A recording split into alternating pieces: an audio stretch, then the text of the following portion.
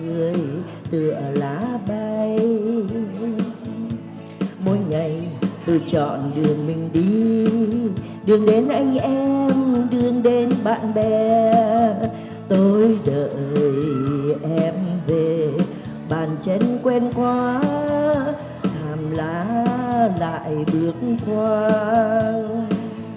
Và như thế tôi sống vui từng ngày, và như thế tôi đến trong cuộc đời, đã yêu cuộc đời bằng trái tim của tôi. Và như thế tôi sống vui từng ngày, và như thế tôi đến trong cuộc đời, đã yêu cuộc đời này bằng trái tim của tôi. Mỗi ngày tôi chọn một niềm vui, cùng với anh em tìm đến mọi người. Tôi chọn nơi này cùng nhau ca hát, để thấy em cười rộn rã bay. Mỗi ngày tôi chọn một lần thôi, chẳng tiếng ru con nhẹ bước vào đời. Tôi chọn nắng đầy, chọn cơn mưa tới, để ló lùi tựa vẫy tay. Và như thế tôi sống vui từng ngày, và như thế tôi đến trong cuộc đời, đã yêu cuộc đời này bằng trái tim của tôi. Và như thế tôi sống vui từng ngày, và như thế tôi đến trong cuộc đời, đã yêu cuộc đời này bằng trái tim của tôi. Mỗi ngày tôi chọn ngồi mình yên, nhìn rõ quê hương, ngồi nghĩ lại mình. Tôi chợt biết rằng vì sao tôi sống, vì nước đất này cần một trái tim.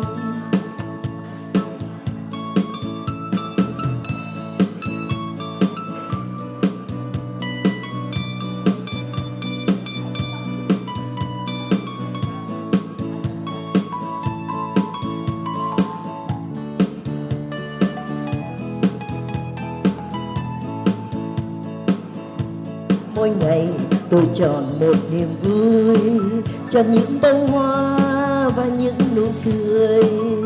Tôi nhặt gió trời, mời em giữ lấy, để mắt em cười tựa lá bay. Mỗi ngày tôi chọn đường mình đi, đường đến anh em, đường đến bạn bè. Tôi đợi em về, bàn chân trên quá, thảm lá mé vàng lại bước qua. Và như thế tôi đến trong từng ngày, và như thế tôi đến trong cuộc đời, đã yêu cuộc đời này bằng trái tim của tôi. Mỗi ngày tôi chọn một niềm vui, cùng với anh em tìm đến mọi người. Tôi chọn nơi này cùng nhau ca hát, để tiếng em cười rộn rã bay. Và như thế tôi đến trong cuộc đời, và như thế tôi đến trong từng ngày, đã yêu cuộc đời này bằng trái tim của tôi.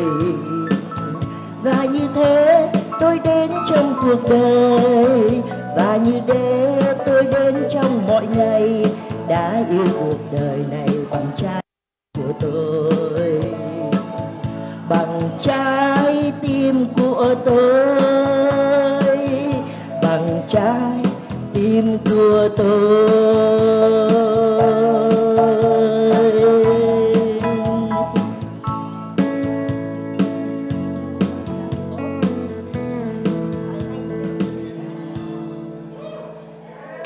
Thank you, thank you.